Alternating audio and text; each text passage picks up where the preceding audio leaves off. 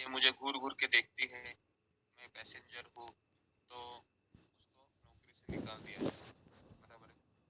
तो कॉस्ट उसको कहते हैं कॉस्ट बेनिफिट एनालिसिस। जिस तरह से अगर भगवत का धाम मिल रहा है, मैं अगर शिला प्रभुपाद की संस्था से जुड़ा हुआ हूँ, और अगर मैं विनम्रता से, मेरे में विनम्रता नहीं है, लेकिन फिर भी अगर मैं विनम्रता से रहूंगा या मैं विनम्रता से रहूंगी, तो मुझे भगवान का धाम मिलने वाला है। तो अभी मेरे में तो नहीं है, लेकिन अगर मुझे फायदा बहुत बड़ा मिल रहा है, तो क्या मैं उसके लिए करूंगा या नहीं करूंगी? क्या लगता है आपको?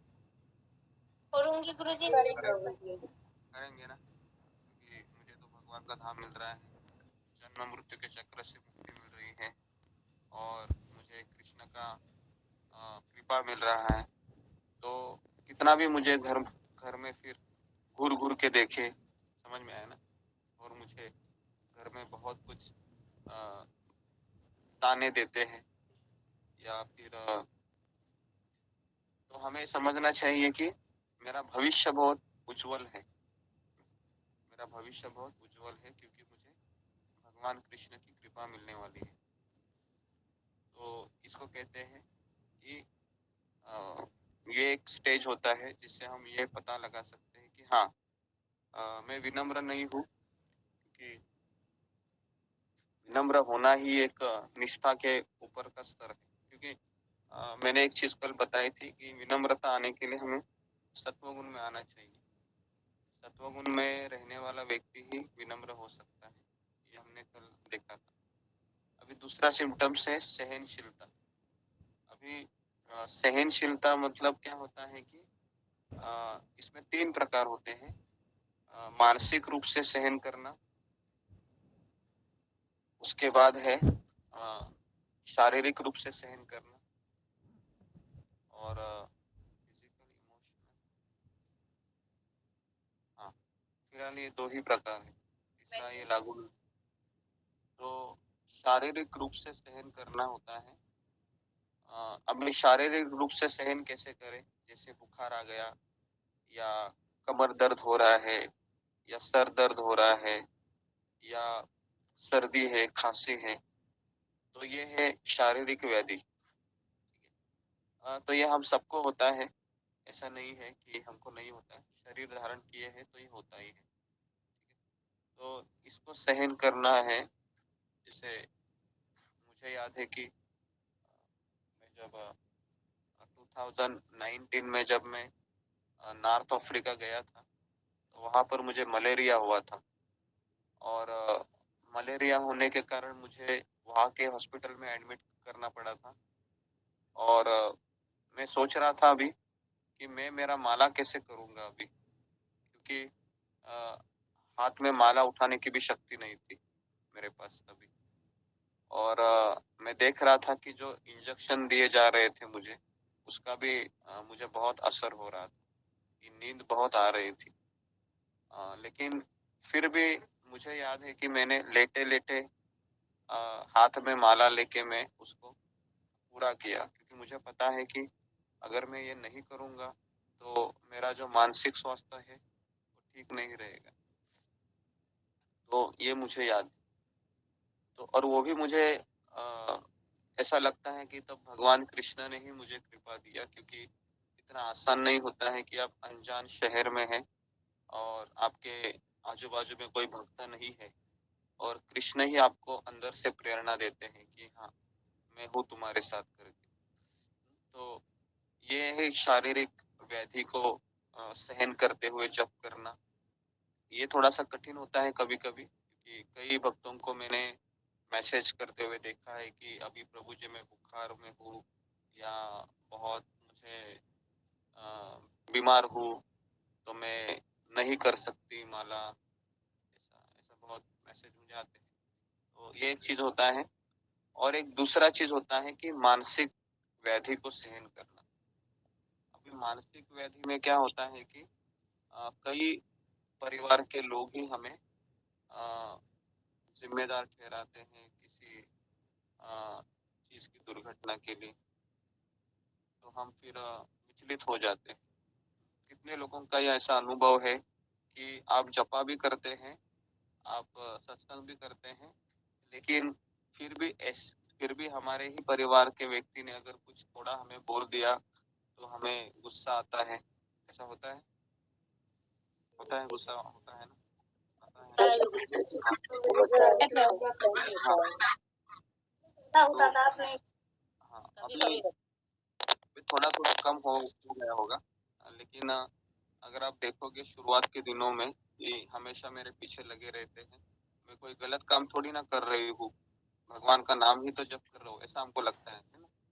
और कुछ काम तो कुछ किसी गप्पे तो लड़ाने जाती नहीं हूँ मैं, क्या जाता नहीं हूँ, है ना। अगर पुरुष रहेगा तो अगर भगवान का नाम लेने से कितना क्यों तकलीफ होता है। मेरे पिताजी मुझे कहते थे जब मैं भक्ति में आया था, तो तुम मंदिर जाने से अच्छा है तुम मित्रों के साथ कोई गलत कार्य में भी करेगा तो भी कोई प्रॉब्लम नहीं, लेकिन ये मंदिर मत जाओ। मंदिर जाने से अभी तुम प्याज लहसुन सब छोड़ दिया है और घर में बहुत तकलीफ हो रही है सबको।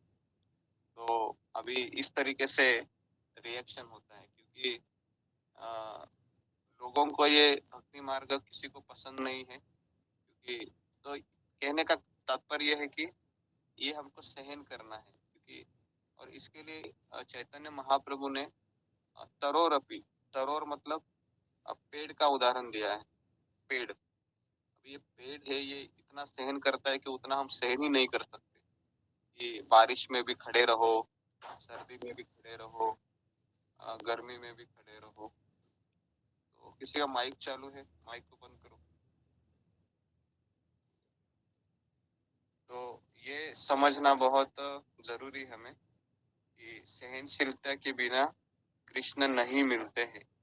अभी आप बोलोगे कि ऐसा कृष्ण क्यों करते हैं, कौन मुझे बताएगा? कृष्ण हमको विनम्रता और सहनशीलता ये हमको क्यों जरूरी करवाते हैं भक्ति मार्ग में? क्या इसका प्रयोजन होता है कृष्ण का, कौन मुझे बताएगा?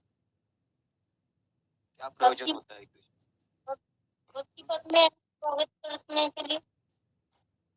हाँ, इसमें हम हाँ, ताकि प्रचार कार्य अच्छे से कर सके। प्रचार कार्य नहीं, हमारा अहंकार है ना, वो जानना चाहिए, ये इसका मेन कारण।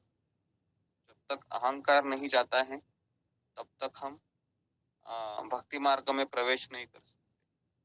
कृष्ण चाहते हैं कि अहंकार जाने के लिए ये विनम्रता और ये सहनशीलता, ये दोनों चीजें आपके पास होगी तो आप दुनिया के ताने सुनकर भी मेरा नाम जप कर सकते हैं।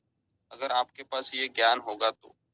कई लोगों के पास ये ज्ञान नहीं होता है। कई लोग कहते हैं कि मैं भगवान की भक्ति कर रही हूँ फिर भी मुझे इतना कुछ सहन करना पड़ता है, और मैं पहले भक्ति नहीं करती थी तो मेरा जीवन कितना अच्छा था, कोई मुझे कुछ बोलता नहीं था। बराबर है ना? हाँ, तो ये ऐसा क्यों होता है? अभी अभी तो मैंने बताया कि कृष्ण चाहते हैं कि हमारा अहंकार चला जाए, इसके लिए कृष्ण ऐसा करते हैं। अभी आप बोलोगे कि कृष्ण ऐसा क्यों चाहते हैं, तो कृष्ण चाहते हैं कि हम भगवान के धाम में प्रवेश करें। अगर कृष्ण चाहते हैं कि हम भगवान के धाम में प्रवेश करें तो फिर ये मैंडेटरी चीज है कि जिस तरह से अगर आप डॉक्टर की पढ़ाई करते हैं तो वहां पर कुछ योग्यताएं आपको दिखानी पड़ती है, तभी तो आपको एडमिशन दिया जाता है। उसी प्रकार से हमें अगर गोलोक वृंदावन में एंट्री करनी है तो कृष्ण कहते हैं कि ये विनम्रता तुम में आनी चाहिए, सहनशीलता तुम में आनी चाहिए, और भी दो चीजें हैं, है ना। लेकिन कल मैं उन दो चीजों के बारे में बताऊंगा। ये इसलिए जरूरी है ये तीसरा श्लोक, क्योंकि हमारे गुरु महाराज तो हर एक प्रवचन में ये श्लोक दोहराते ही है। क्योंकि कई बार भक्तों को लगता है कि हम माला कर रहे हैं, हम 4 नियम का पालन कर रहे हैं, हम किसी से को बुरा नहीं कहते हैं, तो फिर भी लोग मेरे से असंतुष्ट क्यों है? ये सवाल हमेशा हमको लगा रहता है। लेकिन हमें ये समझना चाहिए लोग असंतुष्ट इसलिए है क्योंकि हम लोगों की अपेक्षा पूरी नहीं कर सक रहे, है ना। हमारे क्योंकि हम कृष्ण की अपेक्षा पूरी करने में लगे हैं, तो इसलिए कॉन्फ्लिक्ट हो जाता है। इसलिए कृष्णा भी फिर क्या करते हैं हमको, कृष्णा फिर हमको बहुत सहनशीलता को सिखाते हैं। कभी कभी हम खींच लेते हैं अपने आप को, कभी कभी हम बोलते हैं कि क्या करूं, ये माला करना बंद करूं या, क्योंकि बहुत ही ज्यादा तकलीफ हो रही है। लेकिन कभी भी हमें ऐसा नहीं सोचना चाहिए। जब तक आप माला करते रहेंगे तब तक कृष्ण आपके पीछे खड़े हैं, एक रक्षक के भांति। जैसे ही आपने माला करना छोड़ दिए तो आपके पीछे कौन खड़ी रहेगी, बताइए कौन खड़ी रहेगी? माया, माया, माया देवी प्रभु, माया देवी खड़ी रहेगी। तो इसलिए बेटर है कि कितना भी मानसिक तनाव हो, मुस्कुराते रहकर जप कीजिए। किसी को ऐसा बड़े आवाज में किसी से ज्यादा बात मत कीजिए। अगर आपको सहन नहीं हो रहा है तो बिना किसी को कुछ कहे दूसरे कमरे में चले जाइए और भगवान का नाम का स्मरण कीजिए। इससे क्या होता है कि एटलीस्ट सामने वाला व्यक्ति इतना आपके ऊपर गुस्सा नहीं करेगा। लेकिन दो चार बातें अगर हो जाती है तो सहनशीलता हमें सीखना बहुत आवश्यक है।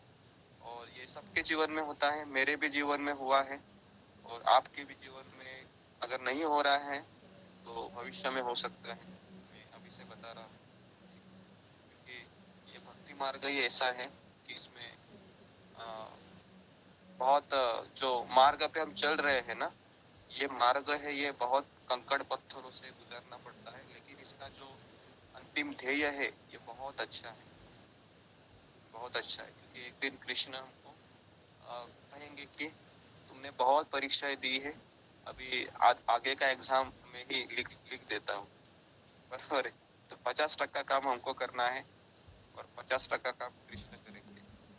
ठीक है, तो यहाँ पर मैं रुकता हूँ। तो इसी होप से, इसी आशा से हम रोज मिलते हैं और रोज जप करते हैं। ओके, तो मैं यहाँ पर रुकता हूँ। हरे कृष्णा, हरे कृष्णा, हरे कृष्णा हरे राम हरे राम, हरे कृष्णा कृष्ण कृष्ण हरे हरे, राम राम राम हरे पंचप्रणाम प्रभु जी सभी भक्तों को। हरे कृष्णा हरे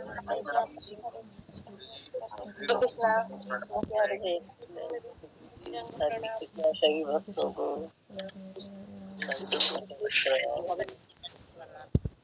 सभी भक्तों को